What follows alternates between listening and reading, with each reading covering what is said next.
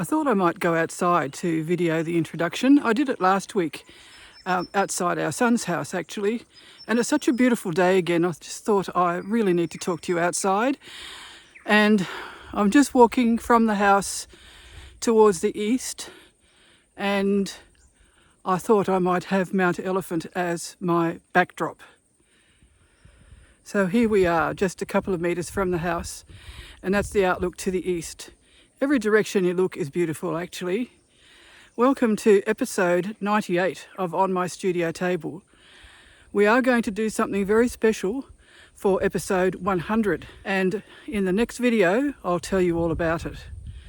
Today is the wind-up of Sketchbook Revival, but I am going to share, for quite a bit of time ahead, some of the work that the students have done. They have done amazing work. I've been so thrilled with not only what they've created, but with their messages and their emails saying how much they enjoyed my tutorial and how it expanded their techniques. And some who had never even really liked sewing suddenly got hooked into sewing with paper, which is just wonderful. So I'm going to be sharing a few images of students' work for each video into the future, probably right at the end. So I just ask that you stay with me and just appreciate their efforts, some of whom were beginners and some were more experienced. As usual, I'm going to share with you some of the stitching that I've been doing, mostly on the Words 2026 project. Some of the things I've been doing in my sketchbook, partly in response to Sketchbook Revival and partly just because I felt like it. And I've also treated myself to some new things, threads and paints, so I will show you that also in this video. It's just nice to do that every now and again, especially when it feeds your art habit. Words 2026, of course, is coming up again, and that's week 18 now. And I'm also going to share with you the plan that I've drawn up for what I'm going to do with my 52 squares for the Words 2026 challenge. Sadly, Sketchbook Revival is now over. It finished on the 28th of April. Only those who applied for VIP access can still continue to enjoy the videos and the free gifts. But it has been such a wonderful thing to be a part of. I have enjoyed it so much. I would just like to say thank you to Karen Arbend for facilitating this. It's been a wonderful way to connect with people all around the world from so many countries. It's unbelievable. One of my free gifts for the people that had the free access was my tea bag inspiration tutorial, which normally you pay for but was offered for free to those who wanted to watch my video that I did for Sketchbook Revival. And I haven't counted it, but it's well over 2,000 people who have accessed it. And the latest ones were sort of Greece, the United States, the United Kingdom, the Netherlands and Australia. One of the tutorials that I really enjoyed, which was quite early on, was some watercolor wash. I didn't have any watercolors except for a very basic children's one, which I didn't use. So I interpreted it using water-soluble coloured pencils, which I do enjoy using. But it did give me a bit of a thirst to have a go at watercolour. And I wanted to use natural watercolours because I've said before, I try to be ecologically responsible with how I work and the materials that I use. And I looked online and I ordered myself a watercolour paint set. And this is made from natural pigments. Comes in a lovely box. It had to come from overseas because I couldn't find anyone in Australia that did this kind of thing. But I've since been told that there is somebody, so I'm going to look her up. But in the meantime, I'm going to use these, and I'm really looking forward to it. It opens up. It has quite a few colours. It has pans for you to mix your colours on. It has a colour swatch card so you can try them out with watercolour paper. When you look on the back of the cover, these are all the colours. That's the colours that are actually in the paint set, let alone what you can actually mix yourself using these colours as a base. Watch this space. I will be experimenting more, especially with this style of work, which I did for these 2 pages. I loved the way it was also connected with words, so that while you were working, you were thinking about what it might mean or what thoughts were going through your head at the time, and then writing about it underneath. I have done some more in my sketchbook as well. I had a go at doing our front door. I wasn't totally happy with this one. It's based on a photograph that I took when the house was still far from finished. We have corrugated iron here in a shale grey colour, but when I was drawing the door I made some mistakes and I made some lines go where they shouldn't go. And I really didn't want to have to do it again. What I thought I might do was photocopy it and then try again. So I did my trick with the tissue paper. Last week I shared that for one of my drawings based on a photograph, I layered it with tissue paper on the bed of my printer so that the photo would be very, very faint because of the tissue paper. I've done the same thing again, 2 layers of tissue paper, then this placed face down, and then photocopied just with the black setting. This time I'm happier with it because the lines that weren't supposed to be there are not so obvious. It's still my drawing, but it's a copy of my original drawing. And I think a bit of an improvement. And because this already came out as a soft grey, I haven't coloured that again at all. I changed the colour of the eaves. Both of these were artistic licensed because the eaves are actually not that colour. We have a Japanese maple in a pot near the front door, so I drew kind of a rough sketch of that. It's only in a black plastic pot, so I imagine that it was in a terracotta pot, which I much prefer. So there's the final result. Not happy really with either of them, but I am happier with the second version. Last week I also shared these drawings. I had coloured these, but I hadn't coloured these because I wasn't sure if I was going to. I did end up doing some colour on these, and I think I'm pretty happy. Our walls are not blue, but it just seemed to need something to freshen it up. We have soft grey walls in our kitchen and a darker grey over the sink, but I just thought that it might make it look a bit too dull as a design element, so I substituted it for blue. And I think that accentuates the other colours and enhances them. I again used my coloured pencils, and these were things that I just saw in my kitchen as I was sitting at the table, and these are things that I just saw at my studio table. One more thing that I did was another page of a rough grid. A couple of the tutors showed how you could just draw one thing from different aspects and it could be interesting. And both of them used a cup as part of the exercise. So I took it a step further and I thought, well, I might just do some fantasy cups. So they're not cups that I have. I'll just draw different cups and mugs and decorate them and then colour them. These are also done with coloured pencil, and I've used my fine tip pen 0.7 in size, the point size, to do the drawings. So that was fun to do. And I've put at the bottom fantasy cups in brackets, cups I don't own.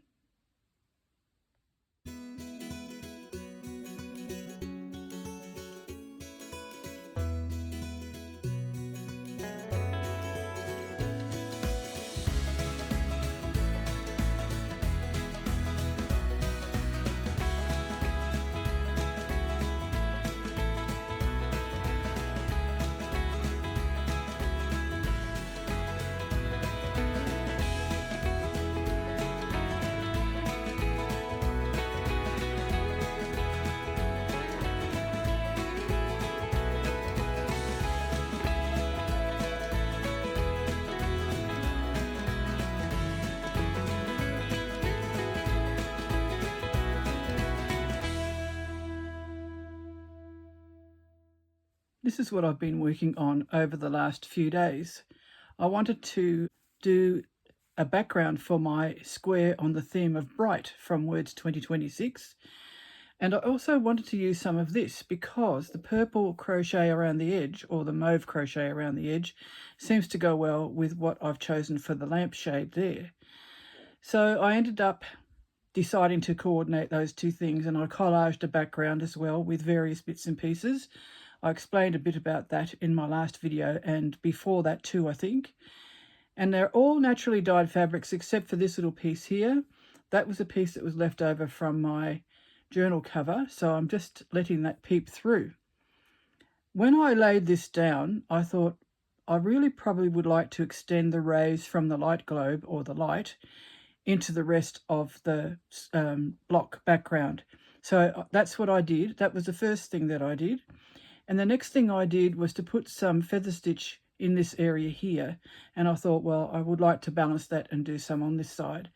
The threads I've used for the feather stitch are this lovely, it's almost like a tape. It's silk.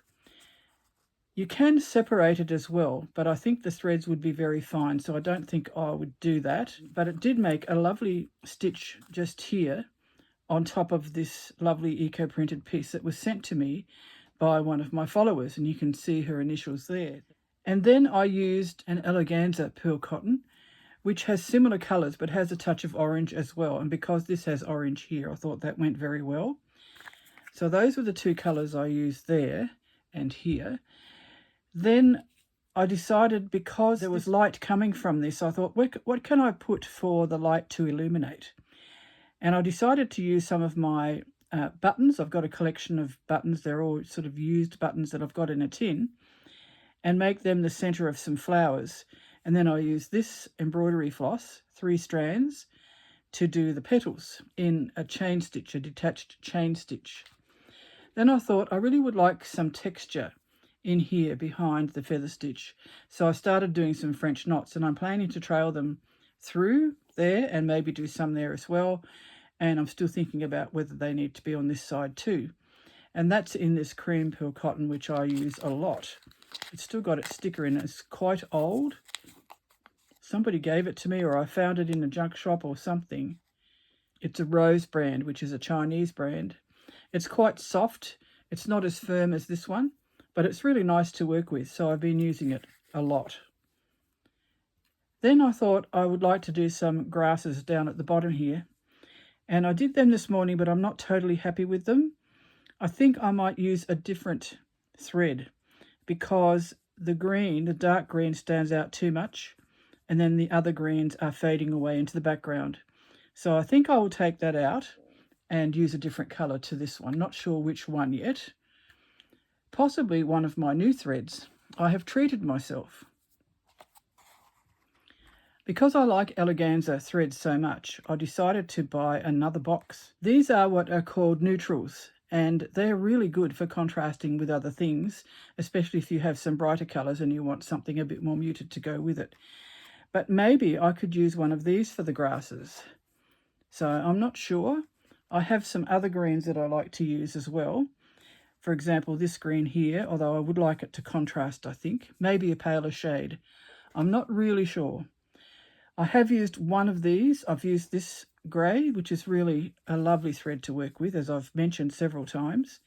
And I used that to continue the ray of the light, because I had used a grey there, which I've run out of, and this was very close. So that's what I've used to continue. I've also used a salmony orange colour there and the cream colour there again. So it's still a work in progress. I had hoped to have it finished for today, but it hasn't quite got there. I will update you on Facebook and Instagram during the following week.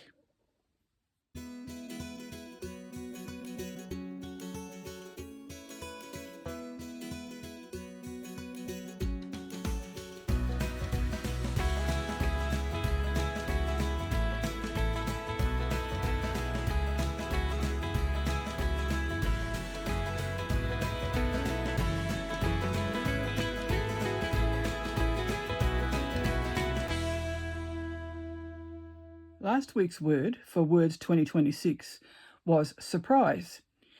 And I had to think about it for a few days, which I often do, and it was just gelling in the background while I was working on other things. And what I decided to do was to make a pocket and then hide something inside it. I just used a scrap of indigo dyed fabric here to make like a little pot or something like that. Then embroidered some leaves and flowers using various stitches to cascade out of it, and embroidered a question mark on it. And I thought, if I put something in there with a little tag or a bit of ribbon or something on it, people can just pull it out and have a look, and they won't know what it is until it comes out of the pocket, which is the surprise element. But I'm having trouble deciding what to put in it. I thought about things like maybe a bit of my writing from my journal, maybe a found object, maybe a beautiful pebble or a leaf that I've pressed. I just can't quite think what to put in it. So maybe you could suggest to me what could go in this pocket. It's going to be part of a wall hanging, so it needs to be something that's not heavy and not too round or too chunky. But I would like it to be something that will be robust enough to cope with handling as well if I enter it in exhibitions, for example. So if you could put in the comments underneath some suggestions as to what I could hide in this little pocket, that would be really great. I'm sure you can come up with some really good ideas, and if I choose one of them, I'll let you know. I've finally drawn up a rough plan of what I think I might do with all the blocks that I'm making. So we have the squares, which I made each week with a different theme, and then I'm making them into blocks. So this one that I showed you is one of the blocks, and there will be 52 altogether. So what I've done is I've drawn this up just roughly to show what I'm thinking of doing. This makes 52 blocks, and I thought that would actually look quite lovely hanging on a wall. Each block is 10 inches wide when it's sewn together, so that makes 20 inches for each of those, which is 80 inches just for those 4 panels, plus another 40 for those 2, so that's 120 inches, not counting the gaps in between. So it'd be quite a big wall hanging. I'm quite looking forward to putting it together, but I don't think I can do that until right at the end of the year, because I think I will need to play with the layouts to see how the blocks go together. Some of them are done like this, and I've done some in a different kind of collage style. I've also done log cabin and star blocks, and there may be other types of blocks that I do as well. And I will need to balance them out, also with colours and values. The words are also done on different sections of the blocks. So this one is at the top, some of them are. Some are along the sides.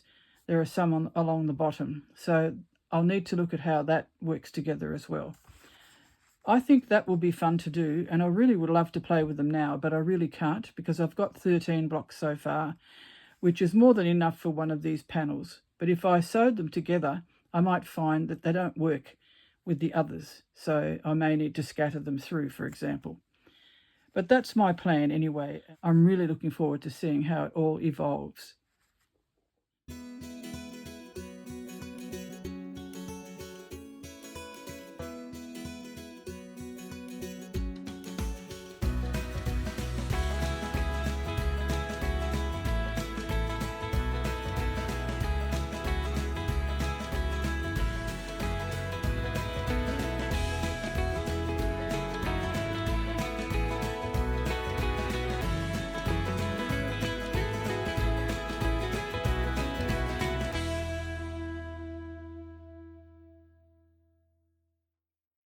Here is my little cottage pot. I'm just going to lift the roof now and choose the word for week 18. I'm having difficulty picking up just one.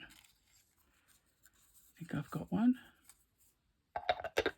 No, I've got 2, so I'll need to put one back. Here we go. This is another fun one. Who knows what I was thinking when I put this in the pot? This is actually not a single word. It's topsy-turvy, although I guess you could put a hyphen between it. So I might just do that now, actually. There we go. It is now one word. Topsy-turvy. It could mean feeling a bit discombobulated, which is another great word. It could mean upside down. It could be when you expect one thing and actually something else happens, or your life is turned upside down or topsy-turvy because of a new pet or a new baby or an unexpected health event, or maybe a surprise trip, and we had surprise last time for our theme. So lots of possibilities for this one. It could just be an abstract topsy-turvy design. It doesn't have to represent anything in particular. But I'm sure we can do something interesting with this.